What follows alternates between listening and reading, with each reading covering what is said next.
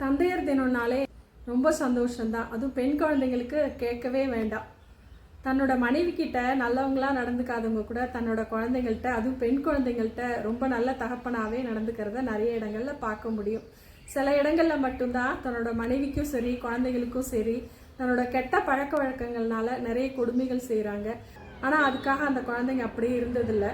வாழ்க்கையில் முன்னேறி அவர் இருக்கும்போதே பல்வேறு விதமான சாதனைகளையும் எட்டி பிடிச்சிட்டு இருக்கிற குழந்தைங்களையும் நம்மளால பார்க்க முடியுது.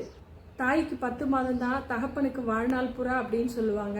வாழ்நாள் புறா ஒரு தகப்பன் தன் மனைவியையும் குழந்தைகளையும் சேர்ந்து தான் சுமக்கிறாருன்னு சொல்லுவாங்க. இந்த பாரத்தை அவரால் எப்பவுமே இறக்கி வைக்க முடியாது. ஏன்னா டோட்டல் பொறுப்பும் அவர் தலையில இருக்கும். நீங்க நல்லா படிச்சு வளர்ந்து அவருக்கு எந்த கவலையும் கொடுக்காம ஒரு நம்பிக்கையையும் தைரியத்தையும் உற்சாகத்தையும் கொடுக்குற மாதிரி உங்க வாழ்க்கை அமைஞ்சிருச்சுனாக்கா அதை விட திருப்தியான விஷயம் அவர் வாழ்க்கையில வேற எதுவுமே இருக்க முடியாது.